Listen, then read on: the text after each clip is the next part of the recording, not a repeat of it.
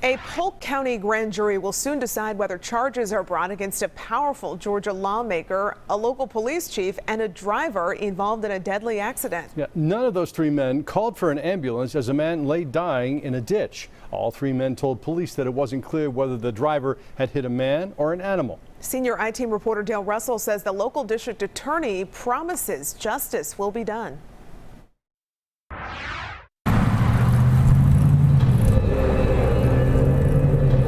Last September, Eric Keys was riding his red mountain-style bike down North Main Street in Cedartown. Suddenly, he was hit from the rear by an SUV. My brother was in every right of where he was at when he got hit. He wasn't on the other side of the road. He wasn't in the middle of the road. According to this police report, Keys was thrown down this brush-covered embankment near the side of the road. Alive, unconsciously bleeding internally, needing help from us, and nobody was there. Georgia State Patrol estimated the accident was around 8:25. A police report says the driver was a local man, Ryan Dover, seen here on the Justice for Eric Keys Facebook page. According to the police report, Ryan Dover drove 7/10 of a mile from the accident scene to this gas station to make a phone call. But he didn't call 911. He didn't call the police. Instead, he called State Representative Trey Kelly. Give us a second. Kelly, a lawyer, is the powerful Republican majority whip at the state capitol. According to one police report, Representative Kelly told police Dover called him and said he hit something and it might have been a deer, but he wasn't sure. Representative Kelly told police he drove from home to meet Dover at a gas station, and the two searched the scene and found a bicycle in a ditch. Representative Kelly didn't call 911 for an ambulance. Instead, he called Police Chief Jamie Newsom. And you don't just go and look.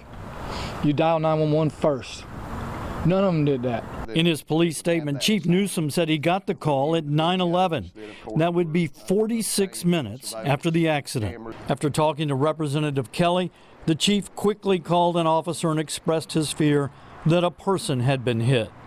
He didn't call 911 for an ambulance. None of them dialed 911. I mean, none of them did. I mean, like, they didn't take it seriously. The sergeant arrived at the scene and within minutes found Eric Keys alive. He called for fire rescue and EMS. Eric Keys later died at the hospital due to blunt force injuries of the head and torso, according to the autopsy. No one was charged with a crime. That touched my heart, you know. Some in the community were stunned. A Facebook page named Justice for Eric Keys sprang up, raising questions, demanding answers. Money and power's not everything. This young man, his life mattered. Beverly Hamilton and Brenda Pope are members of that Facebook group. They both are upset at what happened and how it was handled. This man is not alive, and that justice hasn't been served. Why does it take over a year? I mean, and nobody's been arrested. Nobody's got any tickets. Nothing. The case went to the Polk County District Attorney Jack Browning. Number of confirmed coronavirus cases has now passed 1,000. COVID-19. The coronavirus. COVID-19. But then COVID hit. The courts were shut down. Now, 13 months later, Browning is finally presenting cases to a grand jury. A second grand jury panel is set to begin hearing cases in December. Citizens told me they had concerns about who was on the grand jury. The I-Team has confirmed that the foreman of the current grand jury is Representative Trey Kelly's law partner, Richard Lundy. What do you make of that? That's conflict of interest, if you ask me. We tried to talk to Trey Kelly, but he turned and headed back into his office. Don't run, sir. Kelly's law partner, Richard Lundy, would not comment. We called a number we were told belonged to Ryan Dover. No return call. But District Attorney Jack Browning told me citizens have nothing to worry about. He says, hypothetically, if I have a law partner whose associate is being charged with something, and that law partner is sitting on my grand jury, they would have to be excused from consideration of that case.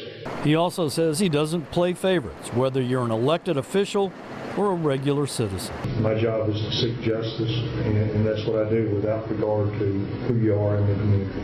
I believe my brother will get justice and then things will play the way it's supposed to play. Do you think the district attorney will do the right thing? I'm confident he will.